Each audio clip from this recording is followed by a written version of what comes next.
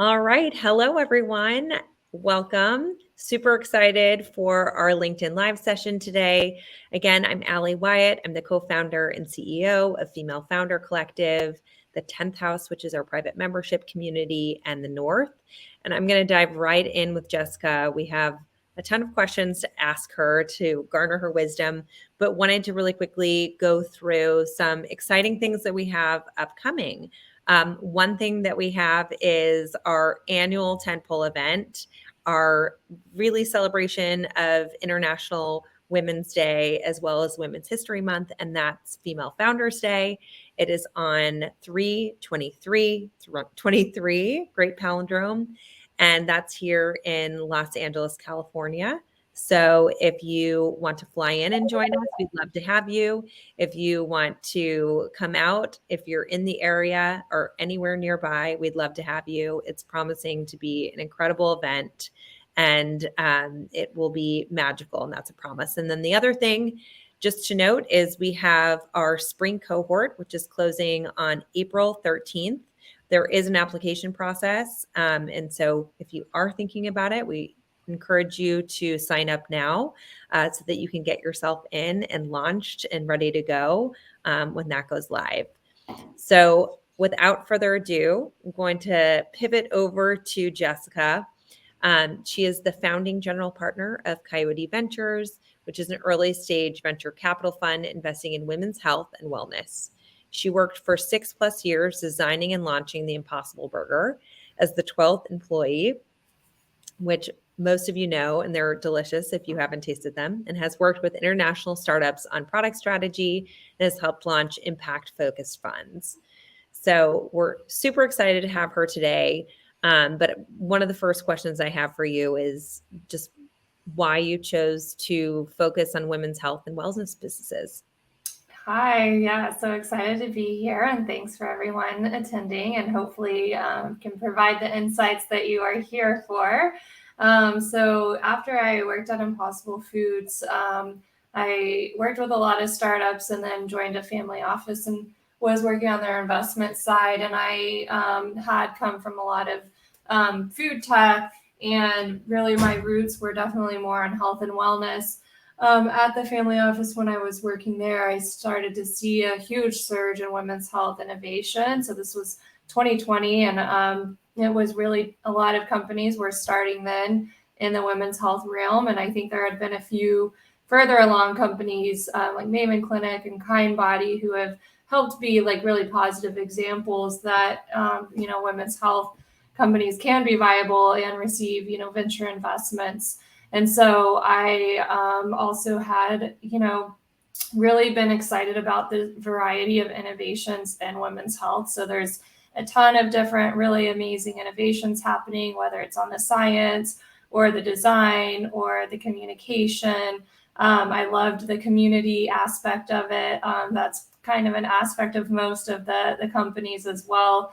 I loved how these companies are advancing, really important conversations. Menopause and menstruation and sexual wellness are all somewhat taboo topics still. And I really love that these companies are saying it's only taboo because of the patriarchy, and we need to, collectively drive these conversations forward. And I found that to be very inspiring. So when I met a lot of these companies back in 2020, I also noticed, a lot of them were not receiving the same level of investments of, companies in other sectors. And so I knew that it needed to be a standalone thesis. And sort of on the business side, it's definitely a huge opportunity with huge market sizes, little competitors, ability to scale really quickly. And I think, the women who really need these solutions, they're just like hungry for a lot of these innovations and solutions to really large problems. And isn't the reason why you're seeing a lot of this happening now is that women's health as a body of research in medical schools was actually not a thing until recently. And it still isn't. It's not its own separate body of work, but there also weren't women that were tested as subjects in a lot of these clinical trials. Is that correct? Yeah, they were banned until 1993 because of one trial where, it did harm pregnant women. And so they, it was out of good intent to say, okay, we don't want, pregnant women to have these side effects.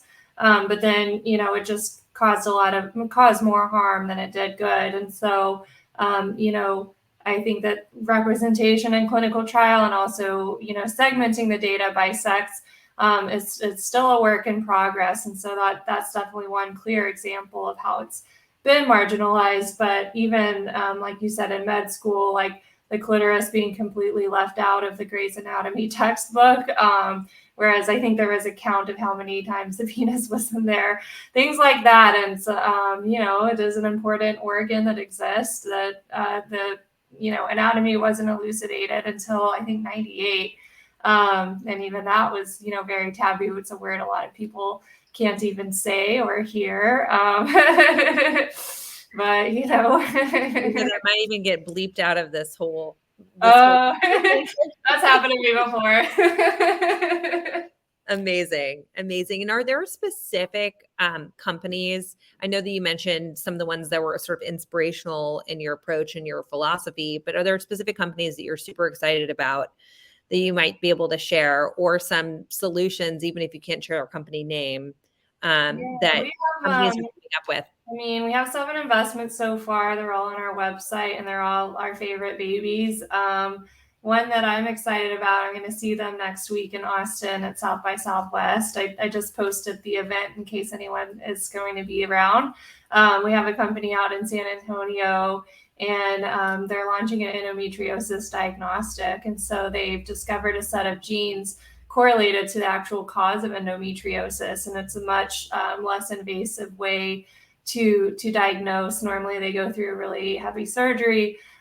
So really excited about this company going through their clinical trials, now raising a Series A. They'll be coming out with a paper soon that'll be really breakthrough. So that one is Hera Biotech. And what is the process for detecting endometriosis right now? Do you know? They have to go through an invasive surgery, like on the abdomen, to look at the lesions. Wow. I didn't realize that. So this is like absolutely game changing for so many women that have it. This is why women's health is awesome. So in terms of your investment strategy, you talked about, okay, your sector is really around women's health, right, and wellness. What is your actual investment philosophy? i.e., do you focus on a certain stage? Do you like to take a certain percentage of a round? Do you lead rounds? What's your average check size? Are you willing to share any of that information? Definitely. Yeah, we're looking at pre-seed and seed. So normally a little bit past the idea stage. We're never the very first check-in. So I would say an average profile is that the companies raise around 500K from angel investors, sometimes less, sometimes more. Sometimes we will be the first venture fund to commit to the round and then help them raise some more. And that's been critical in a couple of the deals that we've done. In terms of ownership, yes, I would say that makes it to where I would say we look at it more like the valuations, because that's a little more simple to explain. So normally around 10 to 15 million valuations. We're open to less. We've done some a little bit more, but for the most part, especially in this environment, looking for lower valuations. We've been doing 100K check sizes, planning to increase that. And I would say, industry wise, we have one diagnostic, but for the most part, we'll be focusing on digital health. And we've done some consumer products, may or do a few more in the future. But right now, there's kind of a specific business model that we're looking for. And I'm planning to put this information more in writing. It's still in my head, but we really like point solutions for specific problems. And I would say it either has only women customers or it might have majority women. So it might also have, male customers or patients. So we're looking a lot, for example, at mental health right now. And the theme is that there's an innovation that is wrapped up in a way that is helping drive specific health outcomes for this specific problem. So it's like a point solution being sold to the payers eventually. So something that'll be reimbursed by insurance. Got it. That's really helpful for you to be It's specific. very specific, but that's what's happening right now. It could change, like, later this year. I love that though, because it makes it very helpful for founders when they're sort of trying to identify whether or not they're a good fit for you. In terms of this market, I know that you just said, you're looking for lower valuations. Are there, from a founder perspective, are there specific pieces of advice you would give them as they're sort of seeking out capital in this particular market in terms of the types of benchmarks that they should be showing to investors, in terms of the amount of cash that they have on hand, or just how they're thinking about the valuation of their business at this point in time? Yeah, it's definitely always changing. So it's really is hard to point to a specific resource. I would say, groups that are like really helpful that can help, founders come together, compare their notes, and also, give themselves like some comps. I think, PitchBook is always behind. Crunchbase doesn't have a lot of info. So it is hard to call out just like one that's helpful. I have some data on valuations and figuring out how I can push out a little bit of like what are the averages, because it really like has gone down as people are saying. I would say one thing is getting help from other founders. If investors will share sort of what they at least see as an average, but obviously we're biased to want to have them lower. But I would say we're not trying to get such a good deal that's going to dilute, the founders so much. I think we're still mindful of like, everyone's still coming out ahead. So I would say like potentially, banks have some reports. So they're not all like super helpful on the pre-seed side though, but, SVB had a healthcare report. And then, I would say, unfortunately, the early stage is still a little bit of a wild, wild west. So the more people can, use each other as resources to help each other find this information. And then in terms of an investor, you've been on the business side, obviously. How, especially in this process, has that impacted how you evaluate a company's success? Do you feel you've given founders grace in certain scenarios because of your past experiences? And has it shaped at all how you evaluate the individuals themselves, especially given you're an early stage investor?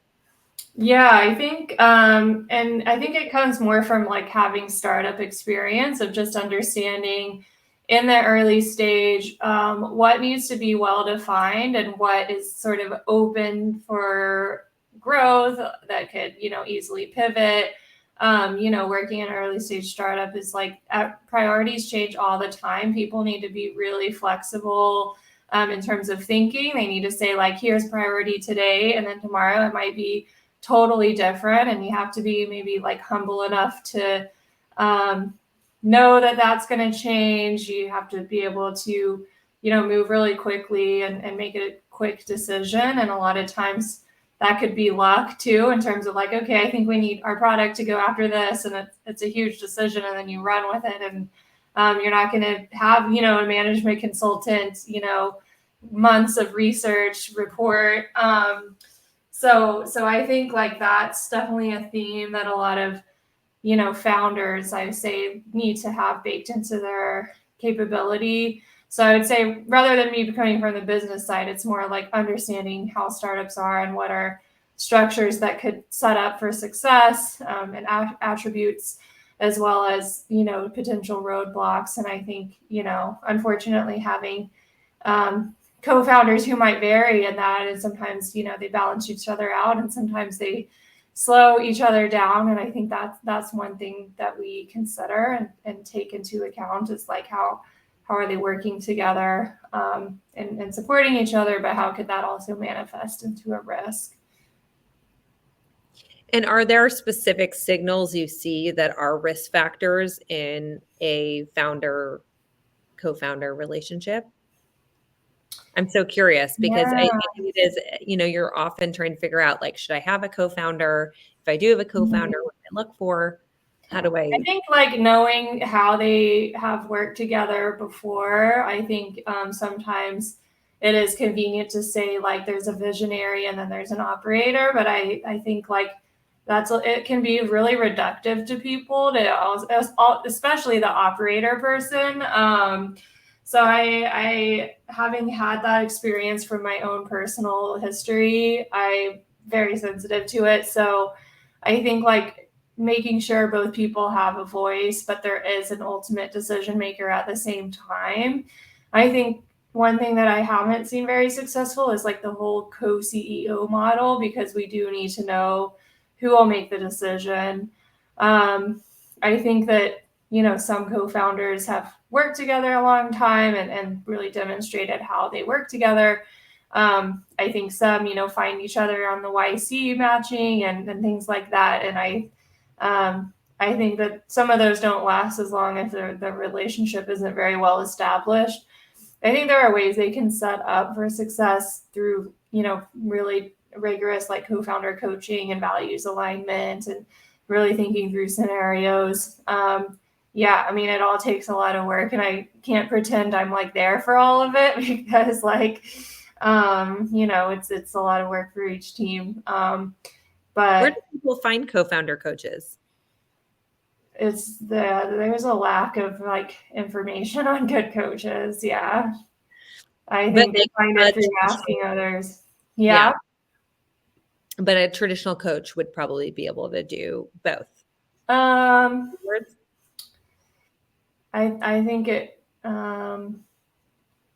potentially. I've met some people that have specialized in it, but yeah, I think that they might. Yeah, they would. You would have to ask if they would be open to that. So yeah. Yeah. So I want to go to your operations experience because I think it's, of course, invaluable. And it's interesting going through a startup feels like you live many lives especially when it scales very quickly. And Impossible Burger scaled extremely quickly, both through funding as well as operations. And from an operations standpoint, I'm wondering, how do you think the company was able to scale that quickly? And what can founders basically learn from that? Yeah.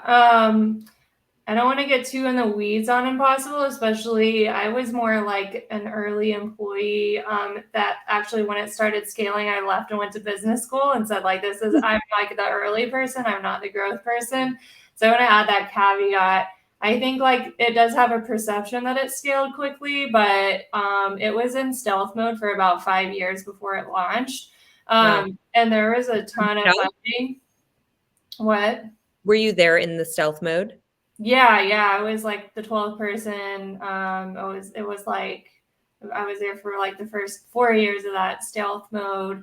Yeah. Um, and so yeah, I think people might have had the perception, but you go on and look at their funding history and then that might not be surprising. Like they had a good amount of resources behind them in order to scale.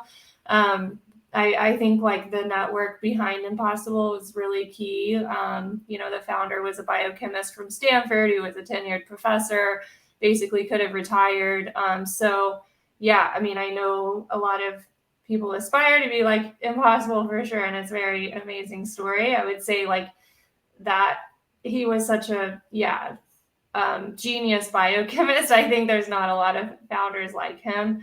And so like he had an incredible network. Like Bill Gates was one of the first investors. Yeah, that's just one example. There's a lot of incredible network that even helped, launch in the first restaurant with David Chang.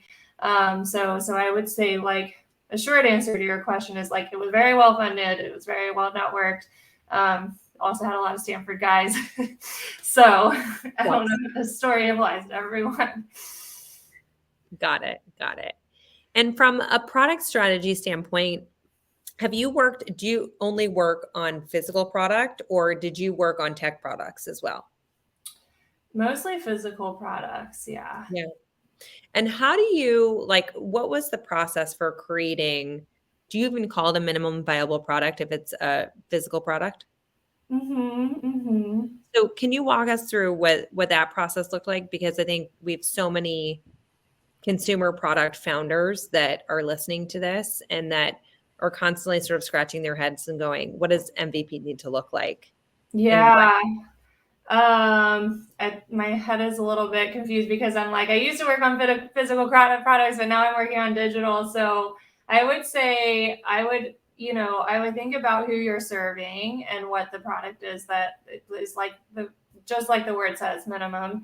So what I've seen recently is, I think scrappiness is really important. So I think it's like, can this information be delivered on a WhatsApp group?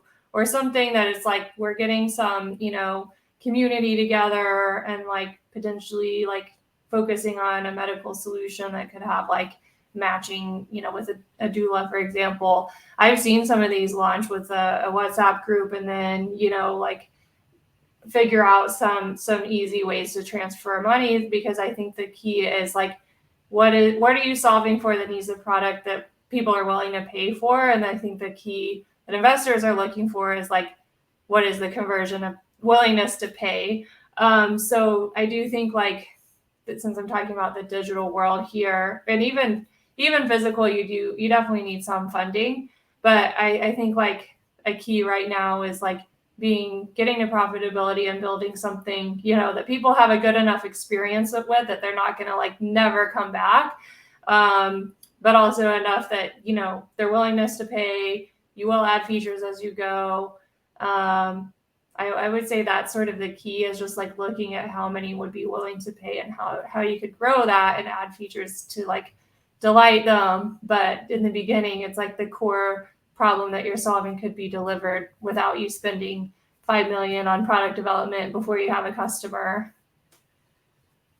And then when you're going to investors on the sort of flip side of that, how do you articulate, in your opinion, what product market fit looks like? I think it is that, like, what's the willingness to pay? A lot of demonstration could be like a small trial of like, we onboarded 50, here's the findings. Since we're in health, we're looking really at like, what are the health outcomes? And people might not be able to show those right away, but I've seen some projections that are really sophisticated. And that's what, the health payers want to see. So even showing like they know what the health outcomes they are measuring, they have some projections, like those numbers will update over time. So like I would say like somewhat of a like even tiny trial that could be done, but really Yeah. showing like the outcomes. And especially if you can go interview, for us, it would be like talk to some of the health payers, like who's in your pipeline, but what feedback have they given you that's important to them, of like maybe they're spending, X amount on like X surgery and they want to reduce that. So they're like really willing to start paying to these health outcomes that could reduce those things.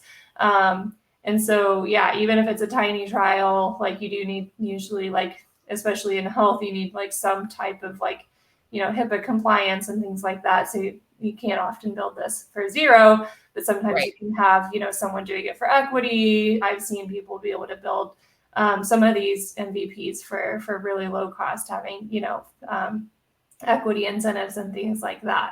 So, and then I think, yeah, it's not just like how many patients you had, but also it could be, yeah, like who are your potential partners to help grow. Like while you're in this trial period, you're going to onboard like 200 patients from this hospital next, and like really keep that pipeline building. Got it. I think that's super helpful. Um, and then, the other question I have for you, and just sort of identifying the other big thing too, is founders wanting to know what's a deal breaker for whether or not you'll make an investment. Like, is there anything where you say to your team or you determine, oh, they didn't do this, it's a deal breaker. They didn't have this in their deck, or I'm glad they you asked this. I wasn't clear about this in the beginning. I think it's a really key message for female founders, is to have a pretty strong understanding of what it means for an investor to have a ROI.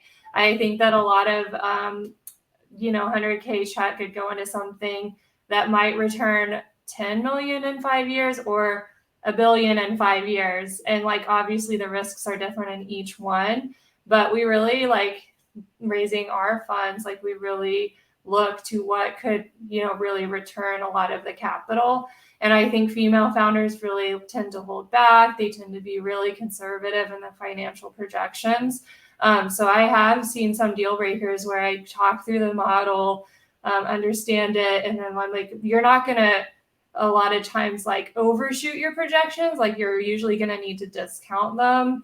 And like if you talk through all of this and you're only going to have 20 million total revenue in 5 years, it's just not really a good fit for a lot of funds. So I think, happy to follow up with one link. There was like a Bessemer, and that's more for SaaS, but like 100 million in 5 years sort of playbook by Bessemer. And that's one thing that I sort of point to. It's like, it's not one size fits all, but I think for venture funding, it does expect like super aggressive growth, and it really isn't for everyone. I think companies that want to bootstrap, continue to grow their business, like own it for, more than 10 years. I think like the definition of a venture, I don't think the definition of success should include like having venture funding.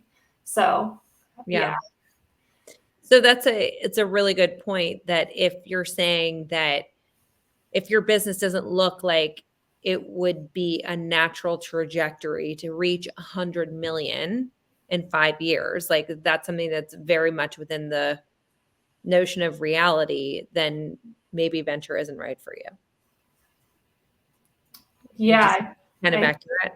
Yeah. I mean, I don't want to give it like such like hard constraints on it, but I do think, there has to be a reality of like what people actually want to grow to, what they actually want the venture funding to, and for that to match like the incentives of the funding. So I just think that that's like a core message to get out there, and also say like, if that doesn't fit, that doesn't mean you're not successful. Like I've seen a lot of successful companies that didn't have to distribute all of the money to investors in the end. Like people can be very successful without the funding. I mean, I think definitely some pros are growing a network and being able to scale quickly, but it's more of a unique personal preference than it is like you're only successful if you're like fitting that like mold.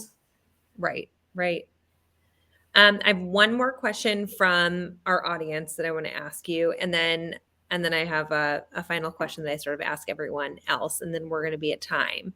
But this has been super helpful. So we have somebody that said they're working on their very first VC deck, and they're having trouble with how much money to raise. Where should I start? I have all of my costs, and I have a day job in management consulting, and ideally I'd like to quit. So I include salary in this fundraise, but how much? So I guess the overall question is like, how do you determine how much to raise, and do you pay yourself? Mm-hmm. There are definitely some standards in terms of like what is sort of normal. I would say some pre-seed rounds now are in the sort of 1.5 million range. The expectation for salary is that it is like really low at that stage. I've seen some founders, not pay themselves out of that. So it's like, if there is a way to prolong sort of the management consulting salary, those are not in line with pre-seed salaries. I'll say that much. And there are some, again, I'm going to say another name without having the link top of mind, but it's called like Equatus. It's like AQUEITAS Partners. They have like it's more for just health, but they have salaries for different stages. So I think they have pre-seed even. I remember seeing last year the seed salary average was like, I think 150K or 120K. So they are like, you don't want to spend all of your first money on salaries. You need to be building with that, especially founders. I mean, that's, you're incentivized by your equity. So unfortunately, it does sort of favor people who already have money. But I would say a starting point with sort of starting out with that research, I think finding an advisor who can help with the financial, at least like guidance part, is just really key to all companies. So finding someone who's a founder or who's worked with founders and really can get behind your mission and the problem you're trying to solve. I think that's really key for all companies. And then a final question for you is more general, and that's just any big piece of advice that you have found in the process of your career as well as in your investing, that you think is particularly poignant for founders? I think for all of us being really clear on what our why is, like it's just, you know, a lot of work that we're all doing, and just really understanding why you get up in the morning and do this Yeah. crazy stuff, because it gets pretty hard, and I commend you all. So I think just like figuring out, you know, what your why is and how you can stay connected with that, to stay motivated. Love it. So know your why. Mhm. Jessica, this is super helpful. Love what you're doing. So grateful for you being here and taking the time. And we are going to keep all of this advice in mind. And I think a lot of people have a lot of answers they can start applying to their I hope fundraise process. so. Thank Thank you you. so much. Yes, great to speak with you. All right. Bye, All right, everyone. everyone. Bye.